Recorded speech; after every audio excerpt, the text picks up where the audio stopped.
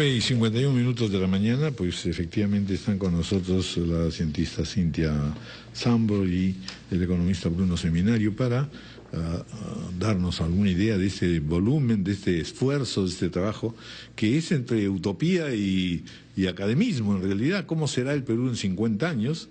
Y que ese dato que no tenía, pero que ahora Cynthia nos lo mencionaba, y que en realidad es el equivalente a la conmemoración de los 50 años de la Universidad del Pacífico. ¿Cómo será el Perú en 50 años? Y es evidente que vamos a estar ante una polémica y qué útil que sea así, porque no es un ejercicio solamente de imaginación, sino de verismo. Muy buenos días y gracias por estar con nosotros. A ver, Cynthia, nos da una explicación, porque además otra cosa que también ha sido una novedad, ha figurado 3 personalidades, pero en realidad son 25 investigadores. Así es, los 3 somos los editores nomás de esta obra. La idea era celebrar el aniversario de nuestra universidad y nuestro centro de investigación, canalizando el esfuerzo de la mayor parte de nuestros investigadores a pensar juntos el país en 50 años. Entonces hay un marco macro con proyecciones económicas y demográficas, etcétera, y de cada área de educación, de salud, de macro, de micro, hemos tratado de reflexionar sobre el país a largo plazo, ¿no? Como para celebrar nuestros 50 años. Ya, pero aparte de eso, ¿por qué 50? ¿Por qué no 20, 30, 10? En realidad, como todos sabemos, las urgencias son aquí diarias y semanales, ¿no es cierto? Se reclama, pues, salir del corto plazo, pero 50 años ya es parece, pues, demasiado tiempo, no sé. No sé, nos hemos elegido esto. ¿Qué dice Bruno Seminario? En realidad, 50 años tiene una serie de ventajas. La gente normalmente cuando realiza proyecciones está muy centrada en la coyuntura económica. Si uno proyecta 50 años, los fuerza a pensar el Perú en términos diferentes, porque obviamente no pueden extrapolar lo que ha ocurrido en los próximos 5 años, de los próximos 10 años, sino que tienen que considerar efectivamente los aspectos de largo plazo que normalmente no son discutidos. Ya, esa es la ventaja del ejercicio. Ya, y te fuerza más o menos a tratar de imaginar los cambios en la estructura que ahora económica del Perú, que hoy día parecen sumamente lejanos, pero que no son tan lejanos, en realidad van a comenzar a operar con fuerza una vez que se comiencen a manifestar. Y ahí justamente iba a ir mi pregunta. ¿Los supuestos para poder elaborar el libro son los supuestos que tenemos hoy en día o los supuestos han ido variando de acá a 10 años, 20 años, 30, 40, 50? Porque es como meter a la licuadora, ¿no? Para que nos entiendan, un supuesto, ciertos productos sale un producto, pero si meto otros me va a salir otro. Frutos no maduros. Esa es una de las razones, si usted, que la metodología se ha remontado bastante en el pasado. En realidad, la producción se ha hecho con series que comienzan en 1600. O sea, tenemos 412 años de series ahorita. Para hacer el libro, lo primero que hicimos es reunir la información. Entonces hemos reunido información de la población del Perú, del Producto Bruto Interno del Perú, solamente existe oficialmente desde el 50, lo hemos tenido que estimar, de índice de precios, eso no está publicado, eso va a salir en otro libro, ¿ya? Pero eso te permite tener una perspectiva, o sea, y aislar, o sea, los fenómenos a 50 años que en el Perú parecen desenvolverse alrededor de Yo no voy a preguntar, Bruno, 52. En base a eso es que se han extrapolado las proyecciones. Yo no voy eso va a ir cambiando en el tiempo. A preguntar si el 2062, en caso de que pudiéramos tener un largo sueño de 50 años, encontraríamos una ciudad segura. Pero quiero saber si encontraríamos un país sin pobreza. Bueno, esto es la esperanza de todos, y uno de los temas que surge, hay un capítulo sobre pobreza del profesor Enrique Vázquez, que es un experto en el tema, y señala más bien el profesor Vázquez una serie de temas que tienen que cambiar para que tenemos un país sin pobreza. Y uno de ellos es precisamente un modelo económico que genere empleo, porque sabemos que no se supera la pobreza con programas sociales, se alivia la pobreza. Entonces, si queremos ir hacia un país en el cual hay empleo digno, necesitamos educación y necesitamos empleo decente, ¿no? Y varios capítulos abordan ese tema y el profesor Vázquez lo dice directamente, ¿no? Quisiera añadir una cosa ahí. Si usted revisa las proyecciones hacia el 2050, el ingreso per cápita del Perú sería muy semejante al que tienen ahorita varios países europeos. O sea, en realidad el perfil demográfico del país es una economía del tamaño de España hoy día. O sea, porque vamos a tener básicamente la misma población y aproximadamente, probablemente un poquito más alto que España, alrededor de 20.000 millones de dólares per cápita. Con ese PIB per cápita es altamente probable que la pobreza no pase de 12 o 10%. O sea, si uno sigue la correlación que hay PBI con el índice de pobreza, que es el resultado que aproximadamente arrojan las estimaciones. Ahora, yo tampoco soy muy especialista en pobreza, pero eso es básicamente lo que se vaticinaría, porque con ese crecimiento del ingreso per cápita vas a tener pues, una reducción. El supuesto exige cierta mejora en la educación, cierta mejora en la salud, etc. O sea, entonces, y obviamente implica reducir y ciertos cambios en la estructura regional del Perú. O sea, en realidad la demografía, lo que cambia, lo decisivo son los cambios en la demografía. Sí. ¿Qué es lo que van a alterar la estructura entre Lima y las provincias? Bueno, el comercio es el que en el titular del domingo pues hizo que todos nos quedáramos conmovidos y sobre todo apasionadamente interesados, ¿no es cierto?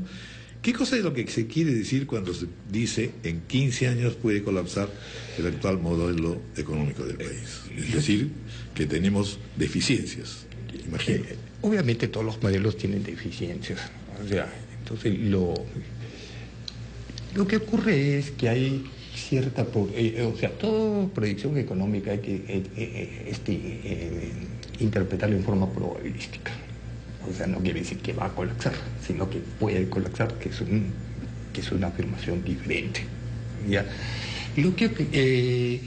Y la razón por la cual decimos eso, efectivamente, porque el riesgo existe, a pesar del crecimiento que hemos experimentado en los 5 años. Lo que no sabe la gente es que ese crecimiento, y lo hemos experimentado en varias épocas de la historia del Perú, ustedes revisan, es similar al crecimiento que experimentó el Perú entre los 50 y los 60, es similar al crecimiento que experimentó el Perú entre 1896 y 1913, es similar al crecimiento que experimentó el Perú entre 1820 y 1840, es similar al crecimiento que experimentó el Perú antes de que fuera Perú, entre 1700 o 1800, es similar al crecimiento que experimentamos entre 1580 y 1680.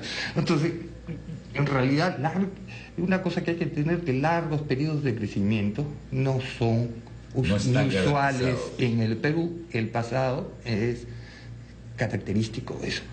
El gran problema en el Perú no es su capacidad de crecer. De hecho, el país demuestra repetidamente a lo largo de la historia que no tiene ningún problema para crecer. Lo extraño es que las tasas de crecimiento que genera el Perú son muy semejantes a las de Inglaterra. Poco sabe la gente, por ejemplo, que el Perú, en términos de Producto Bruto Interno per cápita, ha crecido desde 1820 más que Inglaterra. ¿Ya? El PIB per cápita no. ¿Ya? Entonces, la gran pregunta, si es que crecemos, ¿por qué no nos desarrollamos? No nos desarrollamos porque parece que no estamos adaptados institucionalmente a visualizar los riesgos. Nuestra economía tiene capacidad de crecer, pero también es una economía riesgosa. ¿Ya? Y riesgosa en un sentido fundamental. A lo largo de la historia hemos sido enfrentados a un conjunto de shocks que se deben a la peculiar integración que tenemos a la economía mundial y a un conjunto, y no solamente a eso, sino que hemos tenido a lo largo de nuestra historia epidemias, desastres, cambios climáticos que han afectado la idea. El gran problema es que esas recesiones que hemos experimentado no son recesiones normales. Las hemos tabulado, son comparables a los descensos que tuvo Japón o Alemania en la Primera Guerra Mundial. Son recesiones bastante fuertes que han retrasado el crecimiento del Perú 10 o 20 años. Y debido a esas recesiones es que no tenemos el ingreso per cápita de Inglaterra. Entonces, esquema que hay que pensar, entonces hay la probabilidad, estos ciclos de ascenso y descenso en el Perú tienen una longitud aproximada de 52 años con una varianza. Para lo cual hay que trabajar previsoriamente. Entonces, para evitar un nuevo, el gran problema es, o sea, si el Perú logra evitar un nuevo descenso, ¿ya?, que es altamente probable que cuando se agoten los, hacia el 2000, hacia el 2028 ya se van a haber agotado las razones por las cuales el Perú está creciendo. Y ahí se va a presentar el problema de tránsito, porque ya no va a haber nuevos proyectos mineros que desarrollar, no va a haber ya no vamos a tener tanta fuerza de trabajo, etc. Entonces hay que conocer que existe ese riesgo, porque la única forma de tener una transición suave es que el gobierno tiene que hacer reformas institucionales para poder afrontarlos ellos. Entonces y ahora lo que notamos es que básicamente la dinámica del país está demasiado concentrada, o sea, y la acción y el Estado no tiene todavía organismos que vean el riesgo de largo plazo. Algo de avance, el Banco Central no es su función, el Banco Central tiene que ver ciclos de 11 años. El Ministerio de Economía y Finanzas tiene un horizonte de 5 años. Lo que necesita el país para poder administrar esos riesgos son organismos a 20 o 30 años que proyecten esta demografía. La historia empírica del Perú da que es altamente probable que haya problemas hacia la mitad del 20. Antes no va a haber problemas. Y ese es el gran problema. Porque como los gobiernos experimentan que no hay problemas, piensan que no va a pasar nada. Que la cosa es el éxito. Entonces, cuando efectivamente se verifican, dicen, entonces, ¿qué vamos a hacer? En el momento que ya se verifica, ya no pueden hacer nada. Claro. Porque esta cosa lo tuvieron que preparar antes. Por eso, acción previsora.